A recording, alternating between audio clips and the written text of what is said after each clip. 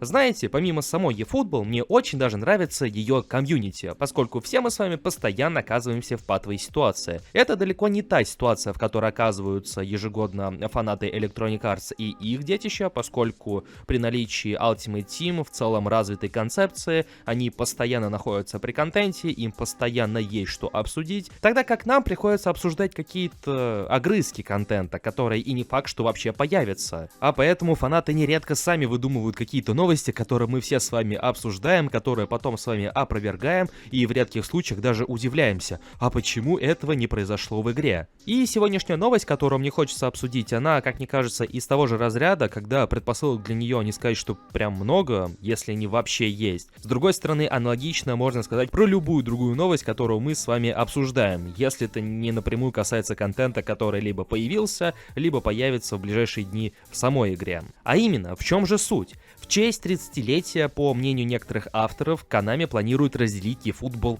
на две игры. А именно фри-ту-плейную, которую мы все с вами сейчас наблюдаем, и отдельную оффлайн-версию, которая будет включать в себя и режим редактирования, и мастер-лигу, и прочие оффлайн-плюшки. Звучит достаточно безумно, но не торопитесь с выводами.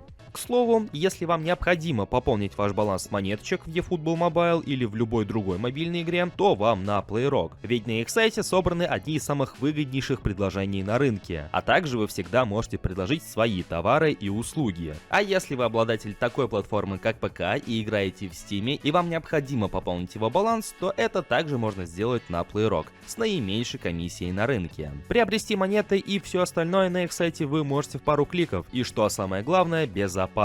И также в связи с обновлением сайта и добавлением возможности пополнения на PlayRock вашего Steam аккаунта, они разыгрывают целый игровой ПК. Условия для участия крайне простые, а именно подписаться на их телеграм-канал, нажать на кнопку «Участвовать» и ждать результатов конкурса, которые будут 27 числа. Все это и не только вы сможете найти по ссылке в описании и в закрепленном комментарии. Ну так, о чем это я? Точно. На днях в комьюнити некоторые авторы роликов по eFootball и просто владельцы твиттер-аккаунтов, которые также делятся каким-нибудь контентом по игре, стали распространять достаточно пространные посты, в которых намекают на нечто интересное, на нечто предсказывающее, без лишних слов, описаний, картинок, просто, скажем так, байт. И, конечно же, если мы обсуждаем те или иные новости по eFootball, не обойтись без Ренана Гальвани, который любезно нам обозначил, в чем же суть. А именно, он связывает все эти пространные посты с тем слухом, что, как я упоминал ранее, Konami планирует разделить eFootball на две отдельные игры — онлайн и оффлайн проект.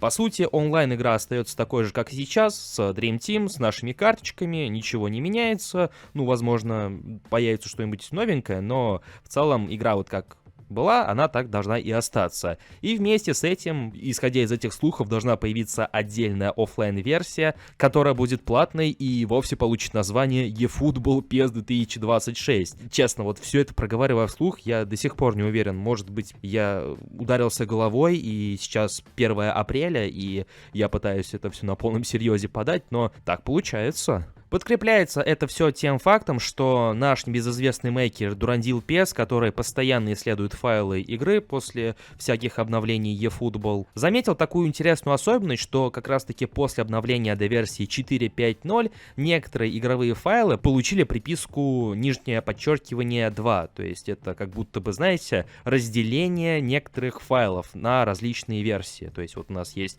версия игры, которая имеет вот оригинальный файл, например, eFootball Dev 4.5.0, и есть такой же файл, только вот с припиской нижнее подчеркивание 2. То есть, как обозначает сам автор, как будто бы это разделение ветки разработки. То есть, есть одна версия, есть вторая версия. И вот подобное название файлов как будто бы на это намекает.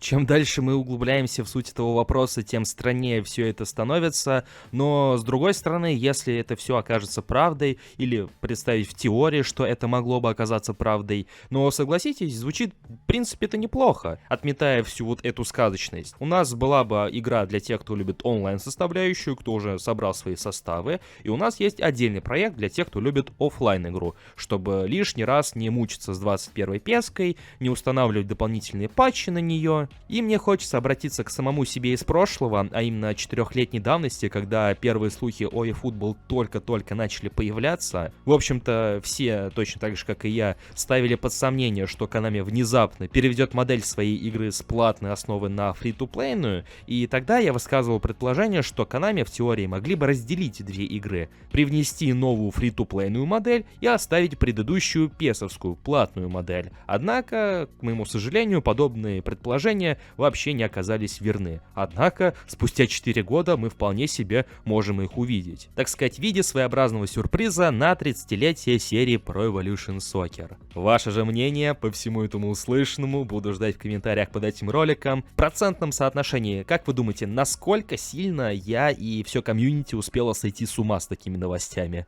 Ну и о другом также писать не забывайте, насколько вы верите в подобное развитие событий. Поддерживайте это видео своими большими пальцами вверх, подписывайтесь на канал, если вы находитесь здесь впервые, и прожимайте колокольчик для уведомлений. Всем спасибо за просмотр, всем удачи и до скорых встреч!